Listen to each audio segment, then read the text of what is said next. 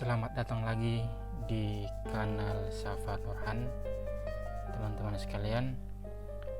Kali ini saya akan membahas satu topik yang sempat juga saya bahas di video mengenai kerajaan Tompotika. Kalau tidak salah waktu kemarin itu di video sebelumnya bahwa saya mengulas tentang kerajaan Tompotika di Bualemo. Bualemo itu ada dua wilayah, dua tempat, ada di Kabupaten Banggai dan ada di bagian Gorontalo. Tapi yang Bualemo yang saya maksudin adalah di Kabupaten Banggai. Di pembahasan ini saya mengambil satu skripsi yang berjudul Kerajaan Tompotika Abad 16, disusun oleh Faisal Hamzah Pakaya. Saya sudah hubungi dia untuk meminta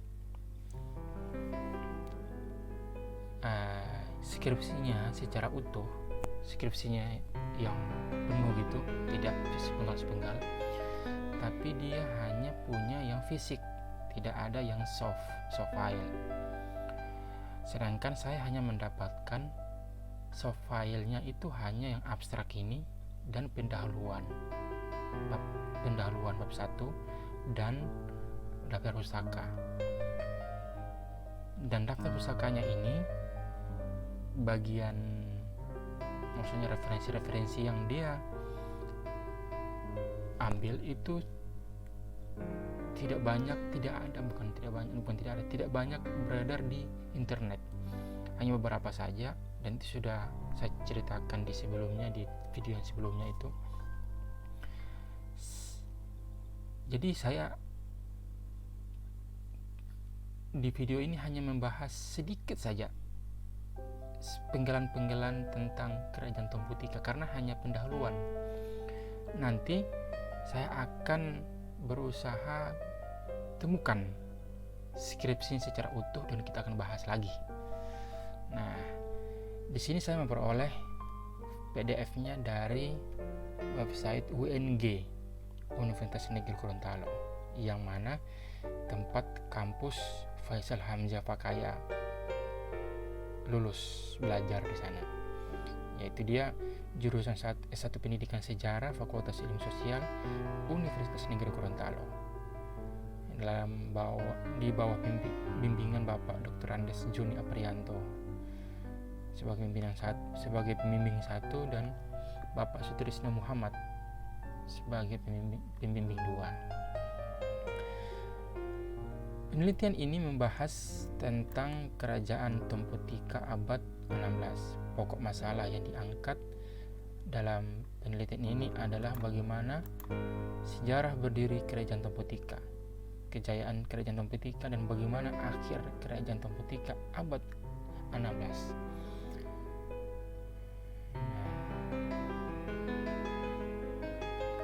Untuk membahas masalah tersebut, maka penulis menggunakan metode kerja sejarah dalam mengungkap fakta sejarah kerajaan Tompotika abad 16. Metode pengumpulan data meliputi 4 tahapan. Pertama, pengumpulan sumber sejarah atau heuristik. Kedua, menguji keaslian atau kebenaran sumber dan disebut kritik sumber. Ketiga, penafsiran atau interpretasi. Keempat, menulis sejarah historiografi. Hasil penelitian menunjukkan bahwa berdirinya kerajaan Tompotika akibat dari kekacauan yang terjadi di kerajaan Luwu. Sehingga bangsawan Luwu beserta pembesar kerajaan meninggalkan Luwu dengan rombongannya membentuk kerajaan Bualemo atau Tompotika. Dalam perkembangannya, sejak berdirinya kerajaan ini, yaitu kerajaan Tompotika menjadi kerajaan tandingan bagi daerah-daerah sekitar Teluk Tomini. Ekspansi Ternate oleh Sultan Babullah Datu Shah 1570 sampai 1583 yang salah satu armadanya dipimpin Adi Cokro, seorang bangsawan Jawa yang mengabdi pada Ternate sebagai panglima laut, berhasil menaklukkan Banggai. Atas dasar itu, Adi Cokro diangkat sebagai pemimpin pertama kerajaan Banggai dengan gelar Mumbuidoi Jawa. Kebangkitan kerajaan Banggai membawa dampak negatif bagi kerajaan legendaris ini. Adi Cokro melancarkan ekspansi wilayah sampai ke daratan Banggai dan menaklukkan kerajaan Temputika atas bantuan Sultan Ternate Babulah dibantu dengan pasukan tempur Tobelo, Gorontalo, dan Limboto. Jadi, dari abstrak ini bahwa kerajaan Temputika itu hadir berdiri karena di kerajaan Luwu itu sedang kacau. Kerajaan Luwu itu di mana? Yang sekarang ini di wilayah Sulawesi Selatan. Luwu itu, semoga saya tidak salah, artinya adalah semenanjung, teluk. Nah, makanya juga sekarang Luwu Banggai itu Luwuk itu karena Luwuk itu ada teluk kecil gitu. Nah, di Luwu juga itu ada teluk. Gitu. Nah, mereka pergi ke dari selatan mereka pergi ke utara.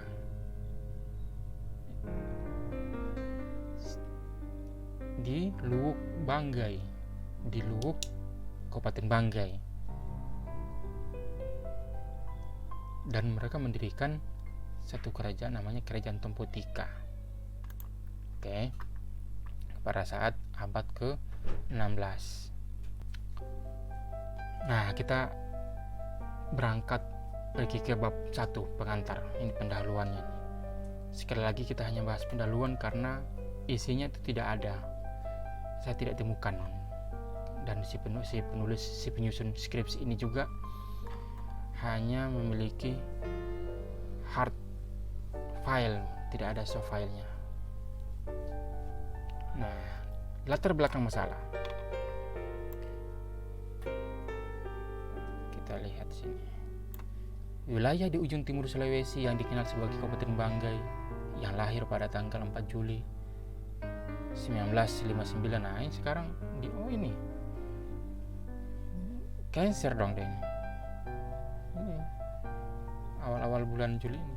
Berdasarkan Undang-Undang Nomor 29 pernah berdiri kerajaan tua yang bertempat di Banggai Darat, Banggai Utara, dan Banggai Selatan, serta Banggai Kepulauan, yaitu di Pulau Banggai, yakni kerajaan asli Banggai, dan Pulau Beling.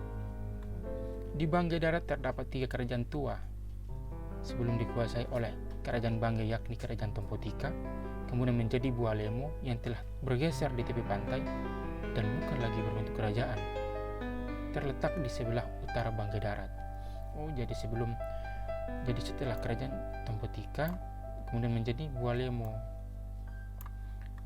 Selanjutnya kerajaan 3 bersaudara, yaitu kerajaan Mutindok Bolaloa, terletak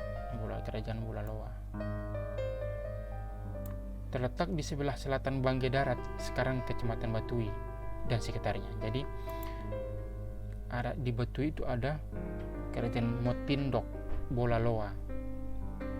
Kemudian ada kerajaan Gori-Gori. Wilayah kerajaan Gori-Gori ini terdapat di sebelah selatan kerajaan Mutindok Bolaloa, yakni di Senorang atau Sinohoan. Kini termasuk juga dalam wilayah Kecamatan Batui. Kata Sinohoan artinya tempat persinggahan. Keseluruhan kerajaan-kerajaan yang hidup di Tanah Banggai. Tanah Banggai ini ya tadi Banggai Darat ya, merupakan sebuah wadah yang dibangun oleh pendahulu. Oh tidak, Tanah Banggai. Seluruhan hidup di Tanah Banggai merupakan ini Banggai mana ini? Adapun para pendiri ketiga kerajaan di Banggai Darat tersebut semuanya berasal dari wilayah Banggai. Pendiri kerajaan Temputika yakni La Urempesi Tompoi Ribaletengka Turu Belai Ri Temputika. Jadi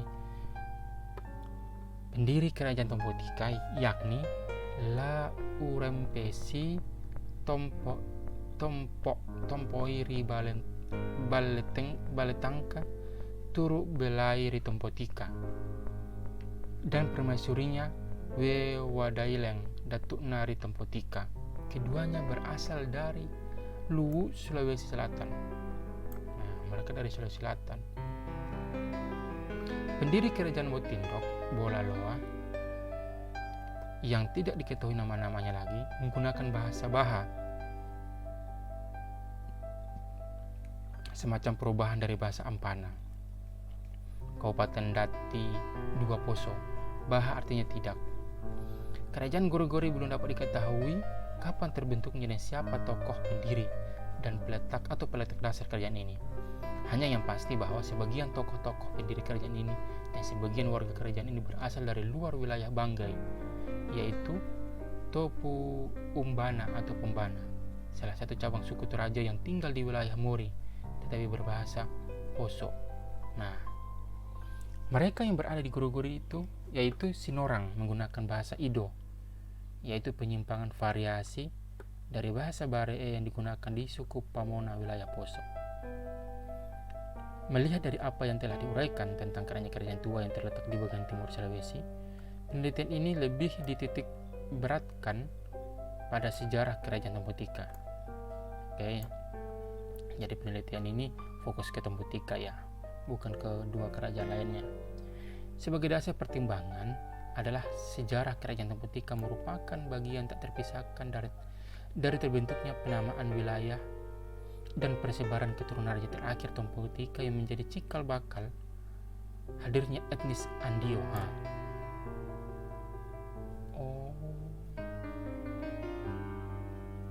Kerajaan Temputika merupakan bagian yang tak terpisahkan dari terbentuknya penamaan wilayah dan persebaran keturunan raja terakhir Temputika yang menjadi cikal bakal hadirnya etnis Andio. Jadi etnis Andio ini dia salah satu etnis jadi kayak minoritas deh di sana di Banggai Darat, Balantak, Saluan, Banggai ya, Banggai di kepulauan. Kalau Banggai Darat ya Saluan dan Balantak. Nah, di sini ada Andio di sini. Di Kecamatan Masama, Kabupaten Banggai. Temputika sebagai suatu kerajaan dan perkembangannya merupakan satu hal yang amat sangat menarik dan penting untuk dikaji. Adapun kurun waktu penelitian dimulai sejak tahun 1490 sampai 1580. Tahun 1490 merupakan periode awal kejayaan kerajaan Temputika.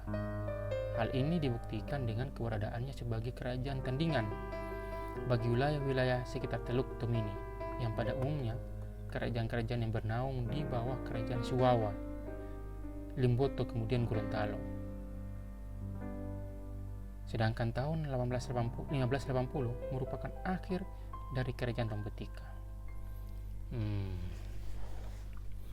Dewasa ini, jika berbicara tentang kerajaan-kerajaan yang pernah ada di Banggai, orang-orang langsung tertuju pada salah satu kerajaan yang cukup eksis pada masanya, yaitu kerajaan Banggai. Hal ini jadi sekarang itu kalau kita membahas tentang kerajaan yang ada di Banggai Darat dan Banggai Kepulauan ini dan Banggai Laut, itu tertuju kepada kerajaan Banggai yang ada di Pulau Banggai, karena masih eksis hingga sekarang sih.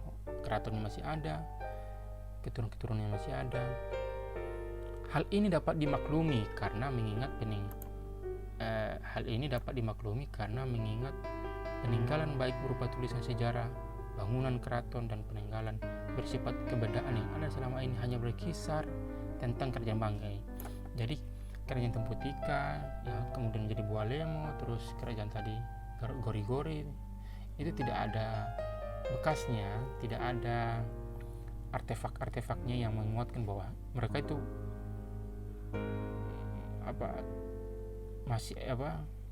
terputus lah, itu hanya berapa generasi terputus gitu, udah tidak membekas itu. Sedangkan kerajaan Banggai sampai sekarang masih ada gitu. Akan tetapi ketika menyebut nama Temputika di sebagian masyarakat yang ada di Kecamatan Bualemo, Kecamatan Masama, Kecamatan Pagimana, dan kecamatan-kecamatan lain yang punya hubungan dengan keruntuhan kerajaan Temputika hanya diketahui sebagai salah satu gunung di Kabupaten Banggai yang ketinggiannya 1.560 meter dari permukaan laut. Nah, betul itu. Jadi Temputika ini juga adalah salah satu nama gunung di Kabupaten Banggai, dan juga pada akhirnya menjadi nama universitas, namanya Universitas Temputika Luwuk gitu. Nah, dan memang kisah kerajaan Temputika ini nanti kita cari-cari sendiri itu, atau ya seperti kita usaha-usaha kita ini mencari tahu bahwa di Luwuk itu ada kerajaan. Jadi bukan dari kerajaan Banggai, tapi kerajaan Temputika. Jadi ada kerajaan Temputika, ada kerajaan di Kabupaten Banggai Darat, Kabupaten Banggai pada saat sebelumnya sebelum berdirinya kerajaan Banggai ini. Jadi sebelum kerajaan Banggai berdiri, ada kerajaan kecil, mungkin tidak kecil juga sebenarnya, karena mampu bersaing dengan kerajaan pada saat itu. Ada kerajaan lah gitu, ada kerajaan yang sudah eksis pada saat itu, yaitu salah satunya Temputika. Dan masyarakat di sana di Kabupaten Banggai ketika menyebut Temputika, asosiasinya itu tertuju kepada gunung, karena itulah yang dikenal. Perlu adanya pemahaman mengenai proses kejadian masa lampau, sejarah lokal, dan kelahiran suatu wilayah. Sebab sejarah merupakan suatu basis kehidupan di wilayah yang harus dihormati. Dalam pembahasan kerajaan Temputika, buku yang membahas mengenai kerajaan ini masih sangatlah langka. Hal ini disebabkan karena kurangnya sumber-sumber tertulis dan kebendaan yang ditinggalkan kerajaan Temputika pada masa itu.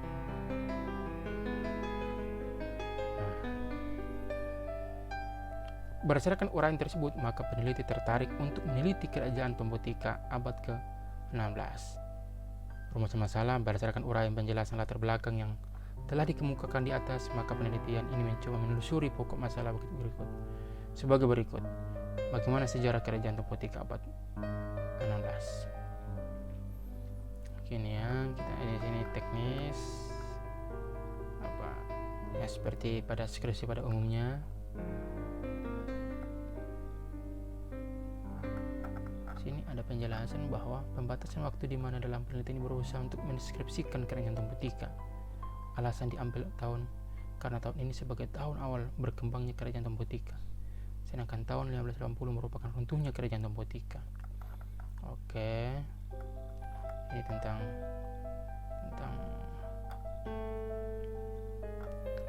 tujuan pustaka dan sumber yang diraih di sini.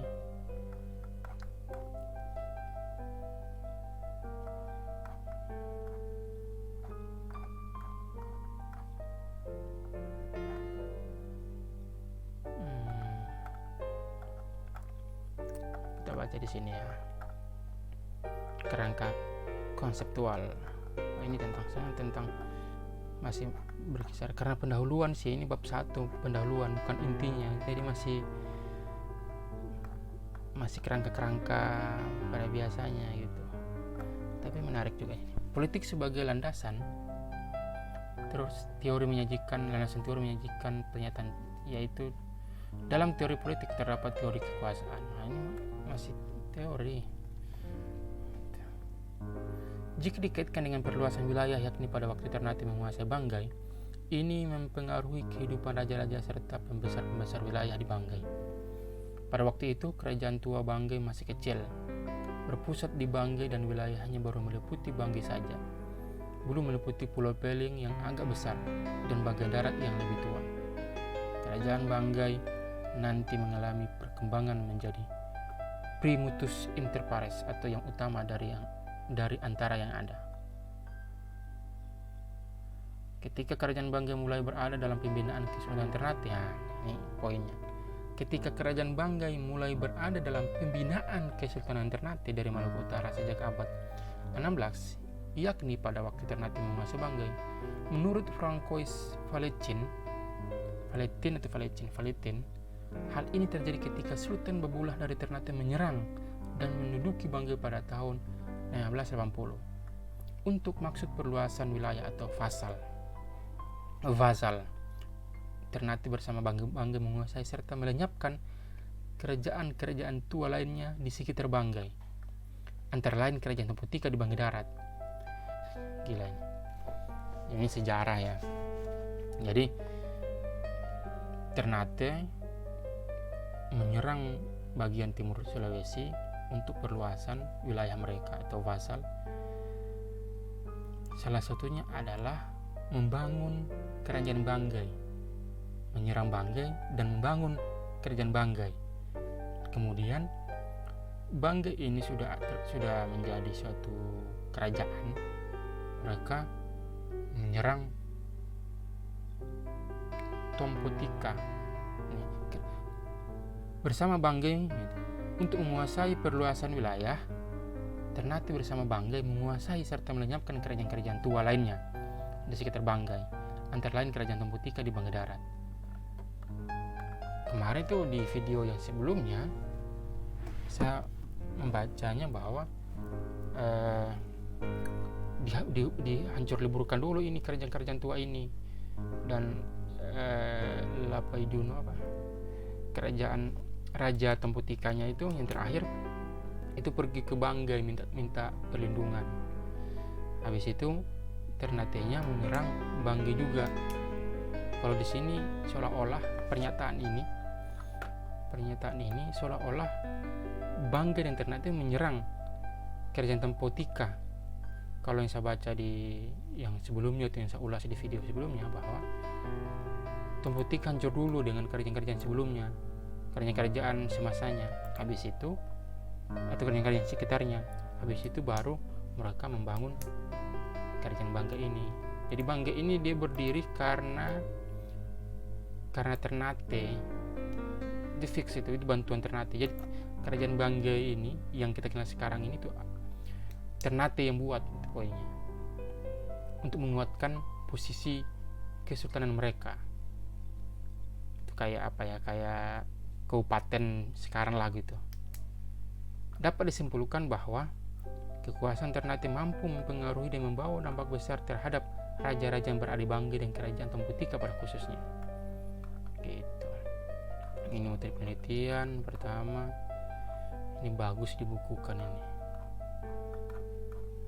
Setidaknya untuk pemahaman di teman-teman di Banggai lah, Banggai Darat, Banggai Kepulauan, dan Banggai Laut. Nah, kita akhiri saja pembahasan ini karena ini hanya 15 halaman. Jadi pembahasannya tadi kan di bab 1 sudah ya. Bab 2, jadi bab 1 yang sedang kita bahas ini. Bab 2 menguraikan gambaran historis Temputika dengan 5 subbabnya. Yaitu sebab pertama membahas tentang relasi Sure Ila Galigo dan letak geografis kerajaan Temputika sebelum abad 13. Wow.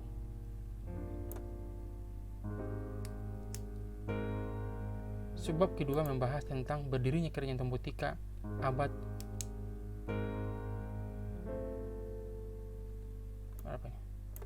8. Sebab ketiga membahas tentang struktur sosial masyarakat Temputika. Sebab keempat membahas tentang potensi alam dan mata pencarian. Sebab kelima membahas tentang sistem kepercayaan. Bab 3 mengurai perkembangan kerajaan Temputika dengan 4 subbab, yaitu sebab pertama yaitu masa pemerintahan Wepadauleng Datun Temputika. Subbab kedua membahas tentang masa pemerintahan Adilu Punalipu Temputika.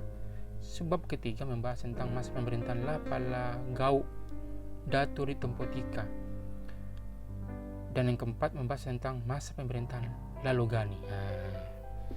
Lalogani ini kalau tidak salah itu yang lari ke Banggai, versi yang lain itu ya, lari ke kerajaan Banggai untuk minta tolong gitu ya, karena mereka sudah diserang oleh Kesultanan Ternate.